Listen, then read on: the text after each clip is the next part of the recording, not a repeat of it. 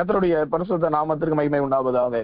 நாம் வேதத்தின் தியானத்திற்கு செல்வதற்கு முன்பதாக வேத வசனத்தின் ஆதாரணத்திற்காக வெளிப்படுத்தலின் புஸ்தகம் 7ஆம் அதிகாரம் 1வது வசனத்தை வாசிக்கிறேன், கவனமாய் கேட்போம்.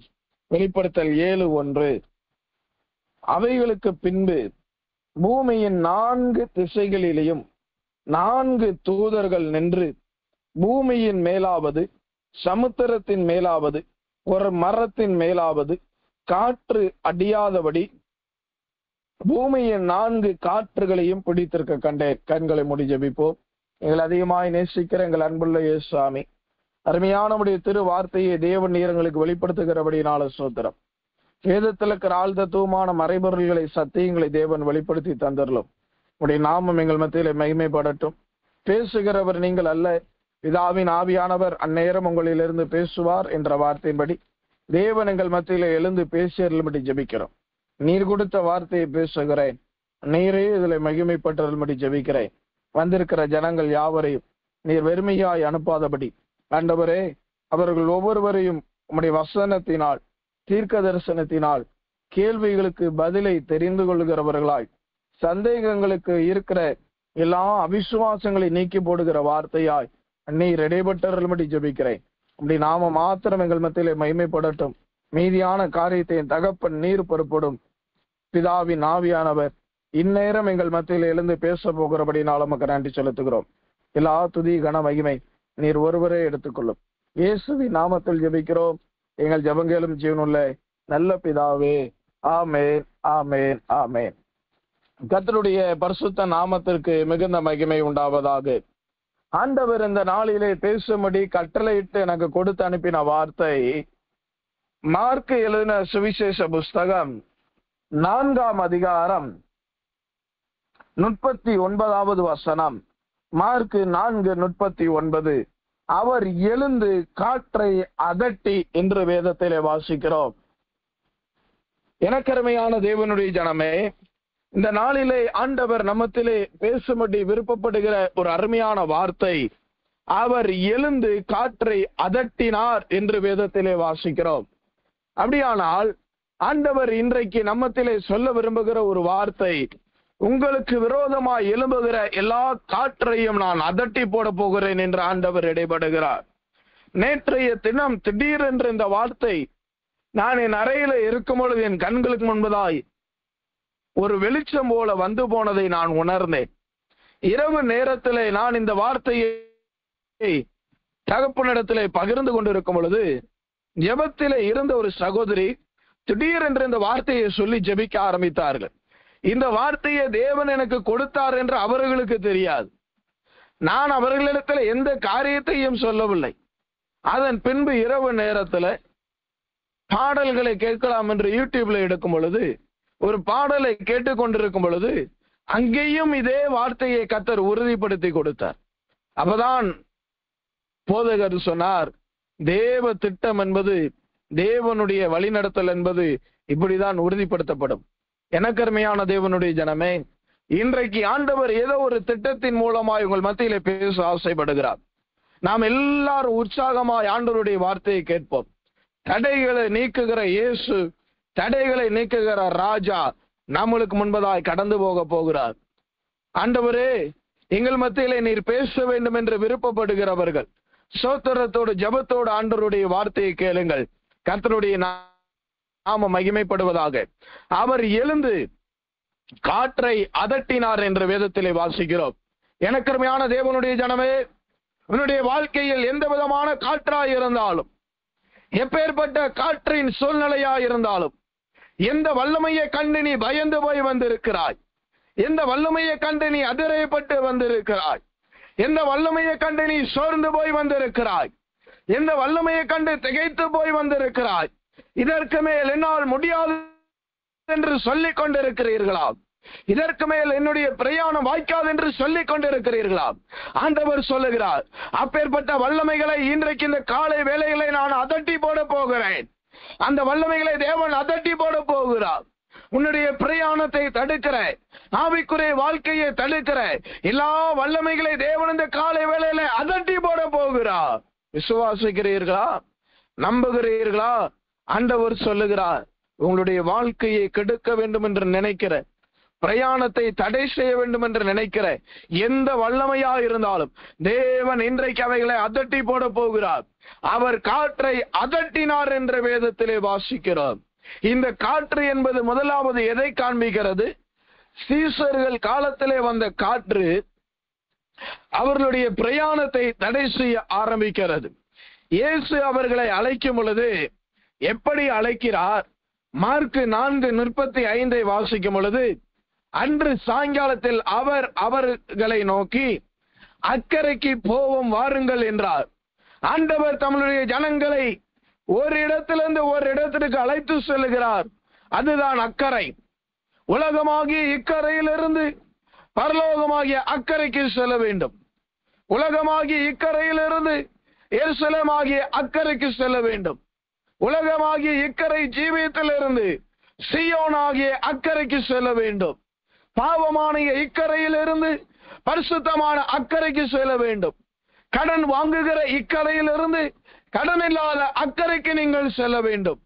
விடுதலை இல்லாத இக்கரையிலிருந்து விடுதலையாக்கப்படுகிற அக்கறைக்கு நீங்கள் கடந்து செல்ல வேண்டும். போராட்டம் உள்ள இக்கரையிலிருந்து போராட்டம் இல்லாத அக்கறைக்கு நீங்கள் கடந்து செல்ல வேண்டும். எனக்கு அருமையான தேவனுடைய ஜனமே, ஆண்டவருடைய திட்டம் என்ன? தேவனுடைய தீர்மானம் என்ன? உங்களை எப்படி ஆகிலும் அக்கறையிலே கொண்டு போய் சேர்க்க வேண்டும் என்று. ஆனால் சத்துருவினுடைய தீர்மானம் என்ன? நீ போகிற வழியிலே உன்னை நிர்மூலமாக்க வேண்டும் என்பது பிசாசின் நோக்கம். ஆவிக்குறை வாழ்க்கை என்பது 2 பேருடைய கரங்களிலே இருக்கிறது. ஒன்று, தேவன் நம்மளை வழிநடத்துகிறார். தேவன் நம்மளை வழிநடத்துகிறதை பிசாசானவன் தடை செய்கிறார். எனக்கு அருமையான தேவனுடைய ஜனமே, உன் இருதயமாகிய பலகைகளை எழுதி வைத்துக் கொள்ளுங்கள். எந்த வல்லமையும், எந்த மனுஷிய வல்லமையும், எந்த சத்துருவானாலும் தடை செய்தாலும் நீங்கள் அக்கறைக்கு போகிறதை ஒருவனாலும் தடை செய்ய முடியாது. ஒருவராலும் தடை செய்ய முடியாது. எந்த வல்லமையும் தடை செய்ய முடியாது. முதலாவது காற்று என்பது எதை காண்பிக்கிறது? பிரயாணத்தை தடை செய்கிற காற்று. பிரயாணத்தை தடை செய்கிற காற்று.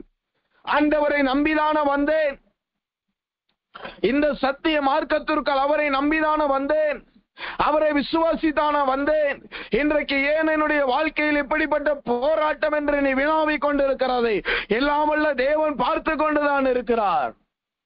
நீங்கள் எண்ணுகிறீர்கள், ஆண்டவர் என்னை கைவிட்டு விட்டார், ஆண்டவர் என்னை புறக்கணித்தார், ஆண்டவர் என்னை புறந்தள்ளினார் என்று. இல்லை, அவர் உங்கள் அருகிலே இருக்கிறார்.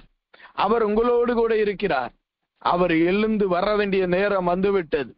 சீறி கொந்தளிக்கிற, அளக்களிக்கிற எல்லா காரியங்களையும் தேவன் இன்றைக்கு அதட்டி போட போகிறார். முதலாவது இந்த காற்று என்பது எதை காண்பிக்கிறது? பிரயாணங்களை தடை பண்ணுகிற காற்று. பவுல் சொல்லுகிறான், தேவன் என்னை தடை பண்ணினார், ஆவியானவர் என்னை தடை பண்ணினார். இன்னொரு இடத்துல சொல்லும் பொழுது சாத்தான் என்னை தடை பண்ணினார். இன்னொரு இடத்துல சொல்லும் பொழுது நீங்கள் என்னை தடை பண்ணுகிறீர்கள். மனிதன் மூலமாய் வருகிற தடையையும் சத்துருவின் மூலமாய் வருகிற தடையையும் இன்றைக்கு ஆண்டவர் தகர்த்தெறிய போகிறார். உன்னுடைய பிரயாணத்தை அழித்து போட ஒருவராலும் முடியாது.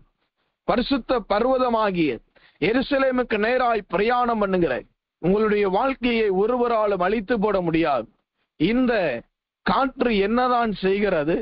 37வது வசனத்தை வாசிக்கும் பொழுது, பலத்த சுழல் காற்று உண்டாகி படவு நிரம்பத்தக்கதாக அலைகள் அதன் மேல் மோதிற்று. கப்பலின் பின்னணியத்தில் அவர் தலையை வைத்து நித்திரையாய் இருந்தார். அவர்கள் அவரை எழுப்பி, போதகரே, நாங்கள் மடிந்து போகிறது நமக்கு கவலை இல்லையா என்றார்கள். அப்படியானால் இதனுடைய அர்த்தம் என்ன? இன்றைக்கு உங்களுடைய வாழ்க்கையில் எத்தனையோ வல்லமைகள் மோதி கொண்டிருக்கிறது. அலைகள் படகை நிரப்பினது போல, ஹல்லேலூயா, எத்தனையோ வல்லமைகள் உங்களை மூழ்கடித்து விடலாம் என்று உங்களை நிரப்பிக் கொண்டிருக்கிறது. படகு என்பது வாழ்க்கையை, குடும்ப வாழ்க்கையை காண்பிக்கிறது. எனக்கருமையான தேவனுடைய ஜனமே, இன்றைக்கு எந்த வல்லமையினால் மோதப்பட்டு இந்த இடத்திற்கு வந்திருக்கிறீர்கள்? எந்த வல்லமை உங்களிடத்திலே மோதி கொண்டிருக்கிறது?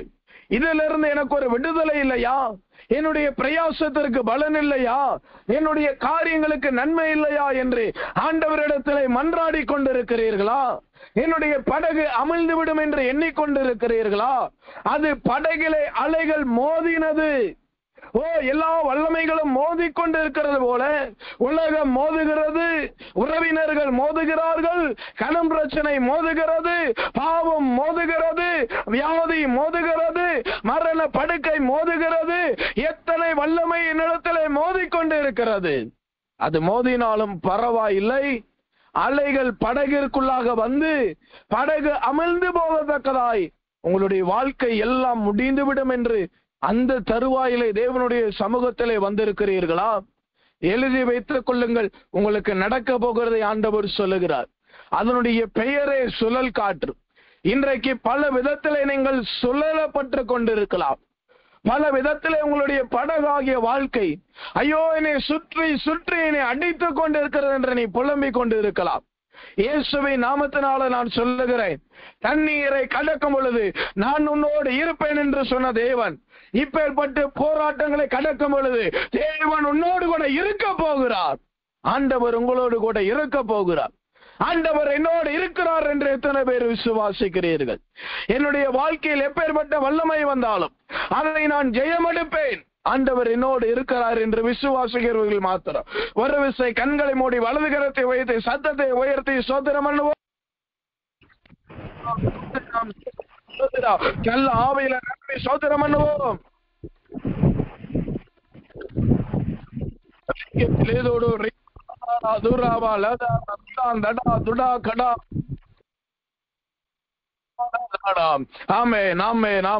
கர்த்தருடைய பரிசுத்த நாமத்திற்கு மகிமை உண்டாவதாக. பிரயாணத்தை தடை பண்ணுகிற காற்றை ஆண்டவர் என்ன செய்கிறார் தெரியுமா? அவர் எழுந்து அதட்டி கடலை பார்த்து இறையாது அமைதலாயிரு என்றார். ஆண்டவர் இன்றைக்கு அதட்ட போகிற வல்லமை என்னென்ன? உங்களுக்கு விரோதமாய் இறைந்து கொண்டிருக்கிற எல்லா வல்லமைகளையும் தேவன் இன்றைக்கு அதட்டி போட போகிறார். உங்களுக்கு விரோதமாய் கொக்கரித்துக் கொண்டிருக்கிற, கூச்சல் எடுத்துக் கொண்டிருக்கிற எந்த மனுஷனையும் மனுஷிய வல்லமையும் தேவன் இன்றைக்கு அதட்டி போட போகிறார். எனக்கருமையான தேவனுடைய ஜனமே, இந்த மனிதனுடைய வல்லமைகளை நான் எப்படி ஜெயம் எடுப்பேன் என்று நீ புலம்பிக் கொண்டிருக்கலாம். இவர்கள் எனக்கு விரோதமாய் ஓயாமல் இறைந்து கொண்டிருக்கிறார்கள் என்று நீ பேசிக் கொண்டிருக்கலாம். ஐயோ, இந்த இறைச்சலின் வல்லமையினை தாக்கி கொண்டிருக்கிறது. இவர்கள் எனக்கு விரோதமாய் பேசிக்கொண்டே இருக்கிறார்கள். இவர்களிடத்திலிருந்து இவர்களால் எனக்கு அமைதி இல்லாமல் போய்விட்டது. என்னுடைய அமைதியை கெடுக்கிறார்கள், என்னுடைய நிம்மதியை கெடுக்கிறார்கள், என்னுடைய சந்தோஷத்தை கெடுக்கிறார்கள், என் குடும்பத்தின் நன்மையை கெடுக்கிறார்கள் என்று புலம்பிக் கொண்டிருக்கிறீர்களா? ஆண்டவர் சொல்லுகிறார், உங்களுக்கு விரோதமாய் இறைந்து கொண்டிருக்கிற, உங்களுடைய அமைதியை கெடுக்கிற அந்த வல்லமையை தேவன் இந்த காலை நேரத்தில் அதட்டி அவைகளை ஒன்றுமில்லாமல் ஆக்கி போட போகிறார். உங்களுடைய அமைதியை கெடுக்கிற, நிம்மதியை கெடுக்கிற, மனதின் நிம்மதியை, சரீர பிரகாரமான நிம்மதியை, ஆவிக்குரிய நிம்மதியை கெடுக்கிற எல்லா வல்லமைகளையும் தேவன் இன்றைக்கு அதட்ட போகிறார். அவர் காற்றை அதட்டினார். உங்களுக்கு விரோதமாய் இறைச்சல் விட்டு கொண்டிருக்கிற எல்லா காற்றையும் தேவன் அதட்டி போட போகிறார். உங்களுக்கு விரோதமாய் உங்களுடைய அமைதியை கெடுத்துக் கொண்டிருக்கிற எல்லா வல்லமைகளை தேவன் அதட்டி போட போகிறார். விசுவாசிக்கிறீர்களா? விசுவாசிக்கிறீர்களா? இது நடக்கும் என்று எத்தனை பேர் நம்புகிறீர்கள்? இது நிறைவேறும் என்று எத்தனை பேர் நம்புகிறீர்கள்? அவர் அதட்டினால் என்ன நடக்கும் தெரியுமா? அவர் அதட்டினால் என்ன நடக்கும் தெரியுமா? அதே மார்க் 4ஆம் அதிகாரம் 39வது வசனம் வாசிக்கும் பொழுது, காற்று நின்று போய் மிகுந்த அமைதல் உண்டாயிற்று. உங்களுடைய வாழ்க்கையில இதுவரைக்கும் நீங்கள் அமைதியை இழந்தவர்களாயிருக்கலாம், நிம்மதியை இழந்தவர்களாயிருக்கலாம், மனதில் இருக்கிற சந்தோஷத்தை, குடும்பத்தில் இருக்கிற நல்ல உறவை, தேவனுடைய நிம்மதியை இழந்தவர்களாயிருக்கலாம். ஆனால் இன்றைக்கு ஆண்டவர் சொல்லுகிறார், முதலாவது ஆண்டவர் அதட்ட போகிறது உங்களுக்கு விரோதமாய் இறைந்து கொண்டிருக்கிற எல்லா இறைச்சலின் வல்லமையை தேவன் இன்றைக்கு அதட்டுகிறார். இரண்டாவது, உங்களுடைய அமைதியை கெடுக்கிற எல்லா வல்லமைகளையும் தேவன் இன்றைக்கு அதட்ட போகிறார். அமைதி உண்டாயிற்று என்று வேதம் சொல்லவில்லை, மிகுந்த அமைதி உண்டாயிற்று, மிகுந்த அமைதி உண்டாயிற்று. சங்கீதத்தின் புஸ்தகம் 33 அதிகாரம் 9வது வசனத்திலே வாசிக்கும் பொழுது, அவர் சொல்ல ஆகும், அவர் கட்டளையிட நிற்கும் என்று வேதத்திலே வாசிக்கிறோம். ஆண்டவர் உங்களுக்கு விரோதமாய் எழுந்து நிற்கிற எல்லா இறைச்சலின் வல்லமைகளை தேவன் இன்றைக்கு அதட்டுகிறார். அமைதியை கெடுக்கிற வல்லமைகளை தேவன் இன்றைக்கு அதட்டுகிறார். அது மனுஷன் மூலமாய் வரலாம், மனுஷியின் மூலமாய் வரலாம், தனிப்பட்ட சுபாவங்களின் மூலமாய் வரலாம். உங்கள் நிமித்தமாகவே உங்கள் நிம்மதி கெடுக்கப்பட்டு இருக்கலாம். அதட்டுகிறது மனிதன் அல்ல, தேவன் இன்றைக்கு அவைகளை அதட்ட போகிறார். தேவன் இன்றைக்கு அவைகளை அதட்ட போகிறார். அவர் சொல்ல ஆகும், அவர் கட்டளையிட நிற்கும் என்று விசுவாசிக்கிறீர்களா? விசுவாசிக்கிறீர்களா? விசுவாசிக்கிறவர்கள் எல்லாரும் ஒரு விசை கண்களை மூடி, ஆண்டவரே, நீர் எனக்கு விரோதமாய் எழும்புகிற எல்லா வல்லமைகளை தேவன் அதட்ட போகிறபடினால சோத்திரம். இந்த வார்த்தையை சொல்லி சோத்திரம் பண்ணுகிறவர்கள் இதனுடைய பலனையும் நன்மையும் சுதந்திரித்துக் கொள்ள போகிறார்கள். சோத்திரம் பண்ணுவோம்.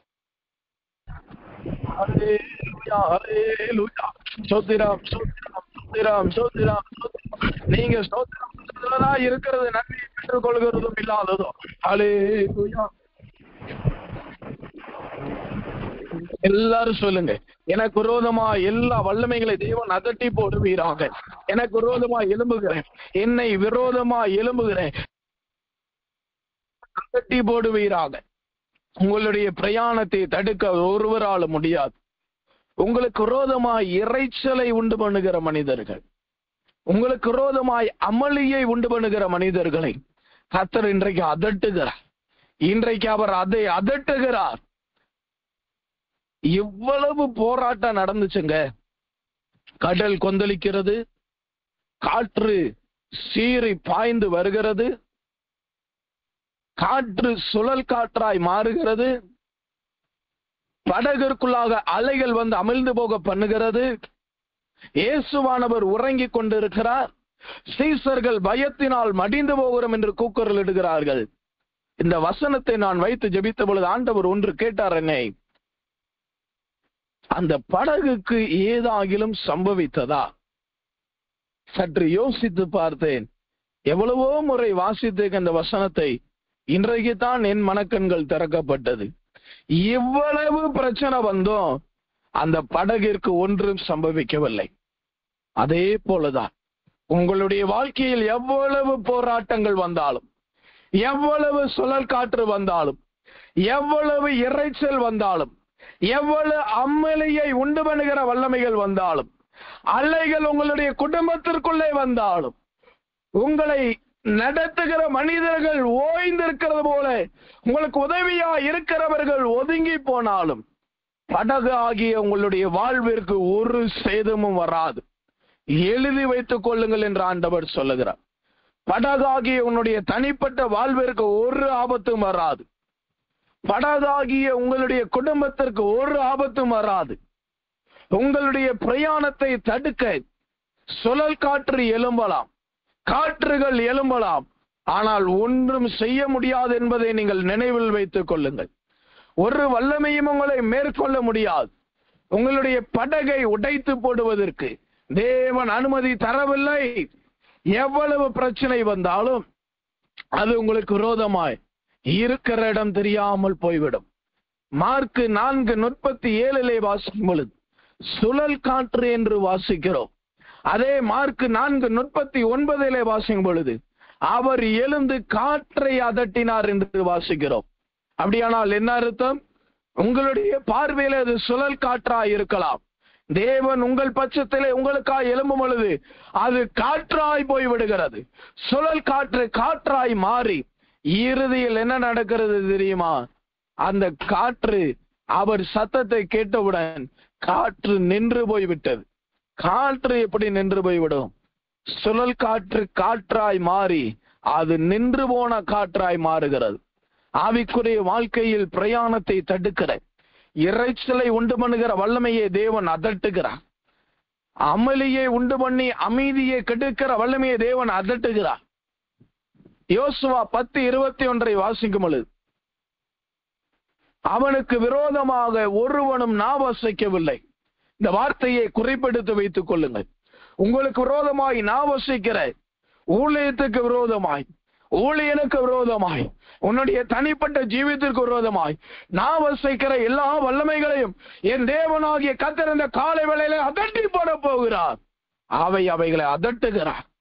சிலர் காற்றுகளை தேவன் அதட்டுகிறார். அவைகளால் ஒன்றும் செய்ய முடியாது. உங்களுடைய படகை சேதப்படுத்த முடியாது. உங்களுடைய வாழ்க்கையை அழிக்க முடியாது. உன்னுடைய ஜீவியத்தை கெடுக்க முடியாது. காரணம் என்ன? தேவன் உங்களுக்காக எழுந்த அவைகளை அதட்டுகிறார். கர்த்தரே எழுந்த அவைகளை அதட்டுகிறார். எனக்கு அருமையான தேவனுடைய ஜனமே, இன்றைக்கு ஆண்டவர் முதலாவது அதட்டுகிற காற்று என்ன? பிரயாணத்தை தடை செய்கிற காற்று. உங்களுடைய ஆவிக்குரிய வாழ்க்கையில் இருக்கிற எல்லா பிரயாணத்தை தடை செய்கிற காற்றை ஆண்டவர் அதட்டி போடுகிறார். அது நிமித்தம் என்ன நடக்கிறது? மிகுந்த அமைதல் உண்டாயிற்று.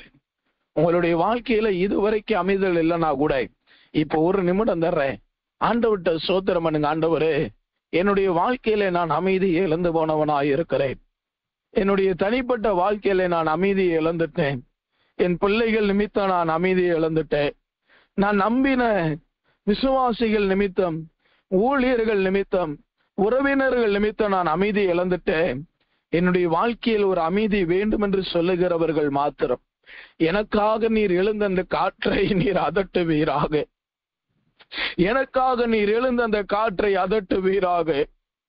என் குடும்பத்துக்கு விரோதமாய், என் தகப்பனுக்கு விரோதமாய், தாய்க்கு விரோதமாய், மனைவிக்கு விரோதமாய், பிள்ளைகளுக்கு விரோதமாய், எனக்கு விரோதமாய் எழும்புகிற அந்த காற்றை நீர் அதட்டுவீராக. என்னால ஒன்றும் செய்ய முடியாது ஐயா. நான் அமைதியை இழந்தவனாய் வந்திருக்கிறேன். நான் அமைதியை இழந்து போனவளாய் வந்திருக்கிறேன். நான் இழந்து போன அந்த மனதின் அமைதி எனக்கு வேண்டும் ஐயா. எனக்காக நீர் அவைகளை அதட்ட வேண்டும் என்று சொல்லுகிறவர்கள், மனதிலே அமைதி வேண்டும் என்று சொல்லுகிறவர்கள் இருக்கிற இடங்களிலே ஒரே ஒரு நிமிடத்திற்கு குறைவாய் கூட கண்களை மூடி வலது கரத்தை உயர்த்தி கர்த்தரை ஸ்தோத்திரம் பண்ணு.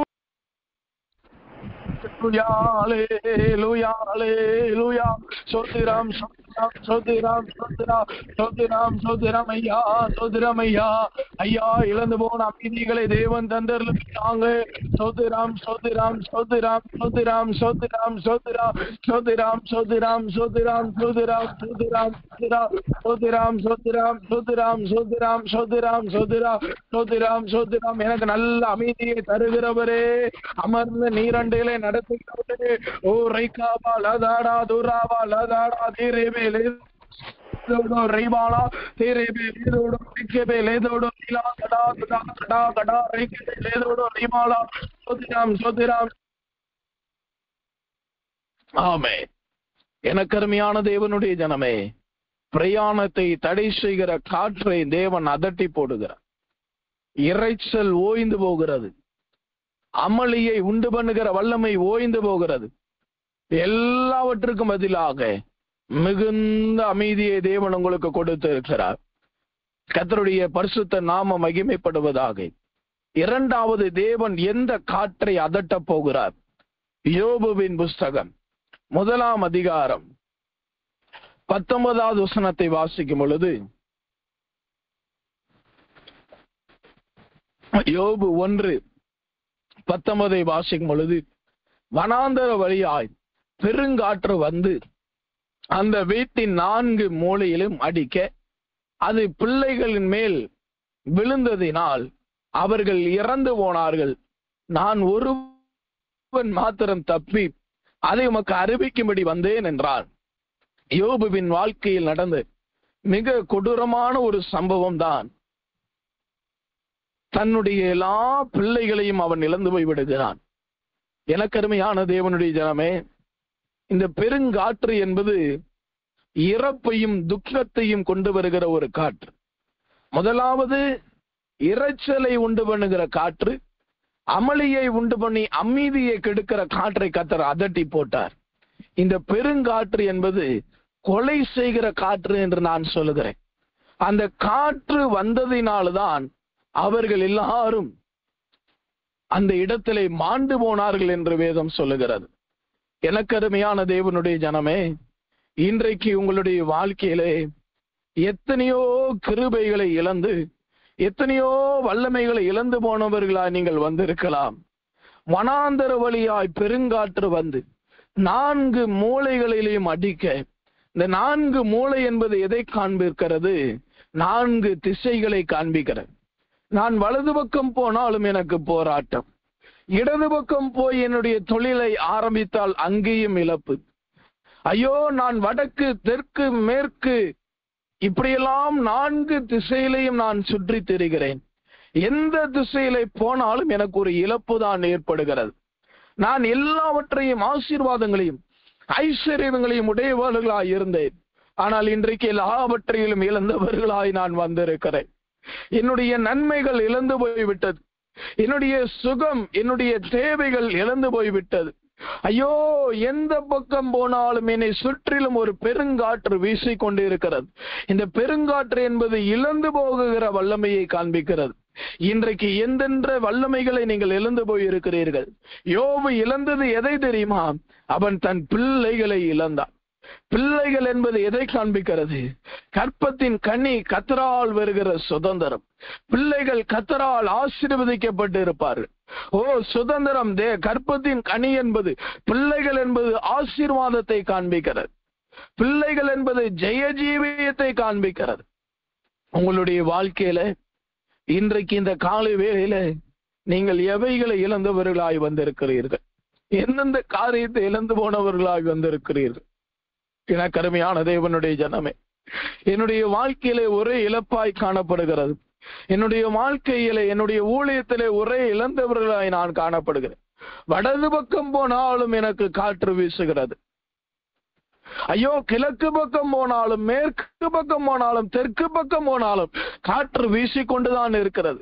4 மூலைகளிலும் வீசி காற்று அடித்து யோபுவை என்னுடைய பிள்ளைகளை கொன்று போட்டது போல என்னுடைய வாழ்க்கையை எல்லாவற்றையும் இழந்தவர்களாய் எப்பக்கமும் நான் நெருக்கப்படுகிறேன் என்று சொல்லிக் கொண்டிருக்கிறீர்களா? பெருங்காற்று வீசினபடியினால் உங்களுடைய வாழ்க்கையை கொந்தளிக்கிறதை போல காணப்படுகிறதா? சங்கீதம் 107:25 வாசிக்கும் பொழுது, அவர் கட்டளையிட பெருங்காற்று எழும்பி அதன் அலைகளை கொந்தளிக்க பண்ணும். பெருங்காற்று வரும் பொழுது ஒரு கொந்தளிப்பு வருகிறது. இன்றைக்கு உங்களுடைய வாழ்க்கை கொந்தளித்து கொண்டிருக்கிறதா? உங்களுடைய வாழ்க்கை கொந்தளித்து கொண்டிருக்கிற பொல்லாத ஒரு ஜீவியமாய் காணப்படுகிறதா? இழந்து போனவர்களாய் தேவ சமூகத்திலே வந்திருக்கிறீர்களா? ஆண்டவர் என்ன சொல்லுகிறார் தெரியுமா? எனக்கு அருமையான தேவ பிள்ளையே, நீ அந்த பெருங்காற்றை பார்த்து பயப்படாதே. இன்றைக்கு நான் அவைகளை அதட்ட போகிறேன். இன்றைக்கு நான் அவைகளை அதட்ட போகிறேன். இன்று முதல் உங்களுடைய வாழ்க்கையில நீங்கள் இழந்து போன இழப்புகளுக்கு தேவன் ஒரு முற்றுப்புள்ளி வைக்கிறார். இழந்து போன எல்லா நன்மைகளுக்கும் தேவன் ஒரு முற்றுப்புள்ளி வைக்கிறார். தாவீது எல்லாவற்றையும் இழந்தான். தன்னுடைய பிள்ளைகளை இழந்தான், தன்னுடைய வேலைக்காரர்களை இழந்தான். எல்லாவற்றையும் இழந்து நடுத்தெருவில வந்த பொழுது அவனோடு இருந்தவர்கள் அவனை கற்களை எறிந்து கொள்ளும்படி வந்தார்கள். ஆனால் தாவீது ஒன்று செய்தான், கர்த்தருக்குள் தன்னை திடப்படுத்தி கொண்டான். இன்றைக்கு உங்களுடைய வாழ்க்கையில ஆண்டவர் 2வது அதட்ட போகிற காற்று, பெருங்காற்றை தேவன் அதட்ட போகிறார். உங்களுடைய வாழ்க்கையில இழந்து போன எல்லா ஜீவியத்தையும் தேவன் இன்றைக்கு திரும்ப தரப்போகிறார். இழந்து போனதை தேடவும் ரட்சிக்கவுமே மனுஷகுமாரன் வந்தார் என்று வேதத்திலே வாசிக்கிறோம். கிருபைகளை இழந்து விட்டீர்களா? நன்மைகளை இழந்து விட்டீர்களா? தேவனுடைய ஆசீர்வாதங்களை இழந்து விட்டீர்களா? பிள்ளைகள் என்பது சுதந்திரத்தை காண்பிக்கிறது. ஓ, சுதந்திரத்தை இழந்து போயிருக்கிறீர்களா? கவலைப்பட வேண்டாம், கவலைப்பட வேண்டாம். அந்த பெருங்காற்றை தேவன் இன்றைக்கு அதட்டி போட போகிறார். ஆண்டவர் 2வது அதட்ட போகிறது, பெருங்காற்றை தேவன் அதட்ட போகிறார். எனக்கு அருமையான தேவனுடைய ஜனமே, இன்றைக்கு எந்த விதத்திலையும் உங்களுடைய வாழ்க்கை போராட்டம் உள்ளதா இருக்கலாம், பிரச்சனை உள்ளதா இருக்கலாம், மடிந்து போனால் நலமாயிருக்கும் என்று நீங்கள் புலம்பிக் கொண்டு இருக்கலாம். ஆனால் ஒன்று சொல்லுங்கள், ஆண்டவரே, இந்த பெருங்காற்றை நீர்தான் ஐயா அதட்ட வேண்டும். இந்த பெருங்காற்றை நீர்தான் ஐயா அதட்ட வேண்டும். அப்படி நாம் எல்லாரும் சொல்லும் பொழுது கர்த்தர் அந்த பெருங்காற்றை இன்றைக்கு அதட்டி போட போகிறார். அதட்டும் பொழுது என்ன நடக்கும் தெரியுமா?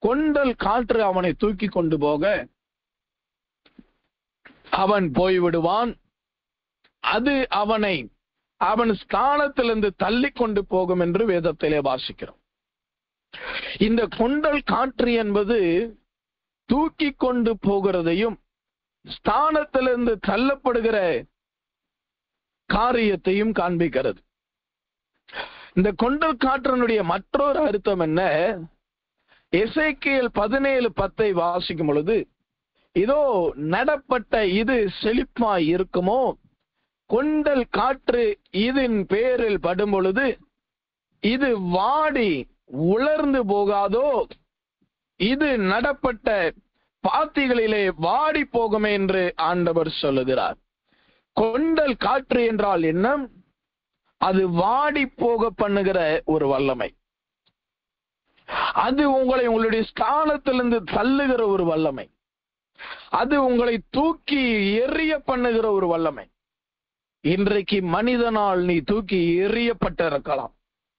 உன்னுடைய ஸ்தானத்திலிருந்து நீ தவறி போனவர்களாய் தேவனுடைய ஸ்தானத்திலிருந்து விழுந்து போன தேவதூதனை போல, சீயோன் பர்வதத்திலிருந்து விழுந்து போன தேவதூதனை போல தேவனுக்கு கொடுத்த ஸ்தானத்திலிருந்து நீ விழுந்து போயிருக்கலாம். ஊழியத்தின் அழைப்பிலிருந்து விழுந்து போயிருக்கலாம். கர்த்தருடைய தீர்க்கதரிசன பட்டணத்திலிருந்து நீ விழுந்து போயிருக்கலாம். கர்த்தருடைய கிருபைகளிலிருந்து விழுந்து போயிருக்கலாம். ஆண்டவர் சொல்லுகிறார், நீ எழும்பு என் மகளே, நீ எழும்பு என் மகனே, நீ எழும்பு என் தேவ பிள்ளையே, உன்னை நான் சேனையால் மாற்றப் போகிறேன். உன்னுடைய வாழ்க்கை வாடி போயிருப்பது என்ன? உன்னுடைய முகம் வாடலாய் இருப்பது என்ன? நீ மனம் திரும்பு என்று ஆண்டவர் எச்சரிக்கிறார். நீ மனம் திரும்பினார் வாடி போனவனுடைய வாழ்க்கையை, விழுந்து போனவனுடைய ஸ்தானத்திலே, உன்னை தூக்கி எறிந்த மனிதர்கள் மத்தியிலே கர்த்தர் உன்னை உயர்த்துகிறவராய் காணப்படுகிறார். எந்த இடத்திலிருந்து நீ தள்ளப்பட்டாயோ அதே இடத்திலிருந்து தேவனை உயர்த்த போகிறார். அதே இடத்திலே கர்த்தர் உன்னை மீண்டும் கொண்டு வர போகிறார். தாவீது தன்னுடைய ஸ்தானத்தை இழந்தான். தேவன் அவனை விட்டு வைத்தாரா? கொண்டல் காற்று அவனுடைய வாழ்க்கையில வீசினது. அவன் தன்னுடைய ஸ்தானத்தை இழந்தான். நேபுகாத்நேச்சாருடைய வாழ்க்கையில கொண்டல் காற்று வீசினது. அவன் தன்னுடைய ஸ்தானத்தை இழந்தான். பேதுருவினுடைய வாழ்க்கையிலே கொண்டல் காற்று வீசினது. அவன் தன்னுடைய ஸ்தானத்தை இழந்தான். இன்றைக்கு நீ உன்னுடைய ஸ்தானத்தை இழந்தவர்களாய் வந்திருக்கலாம். கிருபையை இழந்தவர்களாய் வந்திருக்கலாம். ஆதியிலே ஆண்டவருக்காய் செய்த ஊழியத்தில் வைராக்கியம் எங்கே என்று ஆண்டவர் வினாவுகிறார். உங்களுடைய ஸ்தானத்தை எங்கே? இன்றைக்கு உங்களுடைய ஸ்தானத்தில் நிற்காம எங்கேயோ போய் நின்று கொண்டு இருக்கிறாயே. அல்லேலூயா. ஆண்டவர் சொல்லுகிறார், கொண்டல் காற்றோனை தூக்கி கொண்டு போய் அங்கே விட்டு விட்டதோ, உங்களுடைய வாழ்க்கை வாடி போய் காணப்படுகிறதோ, வறண்டு போய் காணப்படுகிறதோ, நீ நடப்படும் பொழுது செழிப்பாயிருந்தாய். இந்த மார்க்கத்திற்குள் வரும் பொழுது செழிப்பு, ஆதி நாளில் இருந்த செழிப்பு, தேவனோடு இருந்த பொழுது செழிப்பு, இன்றைக்கு ஏதோ ஒரு கொண்டல் காற்று உங்கள் மேலே வீசி உன்னை வாட பண்ணி இருக்கிறது. உன்னுடைய இருதயம் வாடி போயிருக்கிறது. முகத்திலே இருந்த தெய்வீக கலை இல்லை, முகத்தில் இருந்த தேவனுடைய பிரசன்னம் இல்லை, முகத்தில் இருந்த தேவனுடைய அன்பு இல்லை, தேவனுடைய பிரகாசம் இல்லை. ஏன் முகம் வாடலாய் காணப்படுகிறது? கருகி போன முகமாய் காணப்படுகிறது. கொண்டல் காற்று உங்களை தூக்கி கொண்டு போய் விட்டதோ? எனக்கு அருமையான தேவனுடைய ஜனமே, நீ சோர்ந்து போகாதே. தேவன் இந்த கொண்டல் காற்றை அதட்ட போகிறார். தேவன் இந்த கொண்டல் காற்றை இன்றைக்கு ஆண்டவர் அதட்ட போகிறார். ஆண்டவர் உங்களுக்கு விரோதமாய் வருகிற இந்த கொண்டல் காற்றை தேவன் என்ன செய்ய போகிறார் தெரியுமா? அதே ஏசாயா 27:8 வாசிக்கும் பொழுது, தேவரீர் ஜனத்தை துரத்தி விடுகையில் மட்டாய் அதனோடு வழக்காடுகிறீர். கொண்டல் காற்று அடிக்கிற நாளிலே அவர் தம்முடைய கடுங்காற்றினால் அதை விலக்கி விடுகிறார். ஒரு பக்கம் உங்களுடைய வாழ்க்கையில கொண்டல் காற்று அடிக்கலாங்க. உங்களுடைய ஸ்தானத்துல நீங்கள் தள்ளப்பட்டு இருக்கலாம். மனிதன் ஏதையோ சொல்லி, எப்படியோ சொல்லி பேசி உங்கள் ஸ்தானத்திலிருந்து உங்களை தள்ளி இருக்கலாம். இல்லாவிட்டால் நீங்கள் உங்கள் ஸ்தானத்தை இழந்திருக்கலாம். வசனம் அழகா சொல்லுது, கொண்டல் காற்று அவனை தூக்கி கொண்டு போய் விடுகிறதாம். உங்களை தூக்கி எங்கேயோ கொண்டு போய் விட்டுறது போல இருக்கலாம். உங்களுடைய வாழ்க்கையில திசை தெரியாமல் அலைந்து கொண்டு இருக்கலாம். ஆண்டவர் என்ன சொல்லுகிறார் தெரியுமா? காற்றை அதட்டினார். இன்றைக்கு கர்த்தர் கொண்டல் காற்றுக்கு விரோதமாய் ஒரு கடுங்காற்றை எழும்ப பண்ணுகிறார். அந்த கடுங்காற்று என்பது யாரை காண்பிக்கிறது? எலியாவை கர்த்தர் கடும் காற்றினால், சுழல் காற்றினால் எடுத்தார். அவர் தம்முடைய குமரலினால் கடுங்காற்று உண்டாயிற்று என்று வேதம் சொல்கிறது. உங்களுடைய விரோதமாய் எழும்புகிற கொண்டல் காற்றுகளை வாடி போக பண்ணுகிற வல்லமையை தேவன் தம்முடைய கடுங்காற்றினால் இன்றைக்கு ஆளுகை செய்ய போகிறார். ஆண்டவர் எனக்கு விரோதமாய் இன்றைக்கு எழும்புகிற எல்லா வல்லமைகளையும் தேவன் அதட்ட போகிறார் என்று எத்தனை பேர் விசுவாசிக்கிறீங்க? கண்களை மூடி ஆண்டவருடைய சமூகத்துல ஒப்புக்கொடுங்க. ஒரு சரியான ஒரு அபிஷேகத்தை பெற்றுக்கொள்ள போகிறோம். இந்த நேரத்தை பயன்படுத்திக் கொள்ளுங்க, இந்த சமயத்தை பயன்படுத்திக் கொள்ளுங்க. ஆண்டவரே, எனக்கு விரோதமா எழும்புகிற எல்லா சுழல் காற்றை, பெருங்காற்றுகளை, கொண்டல் காற்றுகளை தேவன் அதட்ட போகிறபடினால சோத்திரம் என்று சொல்லுங்க. நீங்கள் சோத்திரம் பண்ண ஆவியில நிரம்ப இந்த வசனத்துல இருக்கிற வல்லமையாய் கிரியை செய்ய போகிறது. ஓ ரைக்கவே தேதோடு ரைபா லாதாடா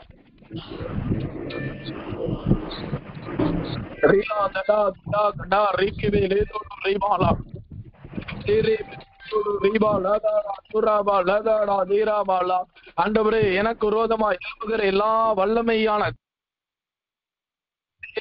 அதட்டுகிறபடினால சௌத்திரம் சௌத்திரம் சௌத்திரம். ஓ ரிலா தடா துடா கடா ரிக்கவே லேதோ ஐந்தாடா திடா கடா ரிக்கவே லேந்தோடு ரைபா லாதாடா தேரேவே லேதோடு ரைபாலா தேரேவே லேதோடு ரிக்கவே லேதோடு ரைபா லகா ரெகே ரெபே ரெபே ரெபே ரபாலா துரா பலன் தடா ரிக்கவே லேதோடு ரைபாலா துரபால பாலபால பாலபால பாலபால பாலபால வேரே வேரே வீரபால பால துரகல கல்லகல்ல கல்லபால பாலபால வீரே வீர வீரபாலபா.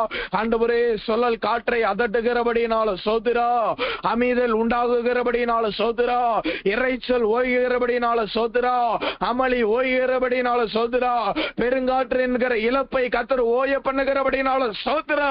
ஆண்டவரே, கொண்டல் காற்றுகளை தேவன் அதட்டோடு மனிதனால் முடியாதது தேவனால் கூடும். கர்த்தர் எங்களுக்காக காரியத்தை எழுந்து நடப்பிக்கிறபடினால சோத்திரம்.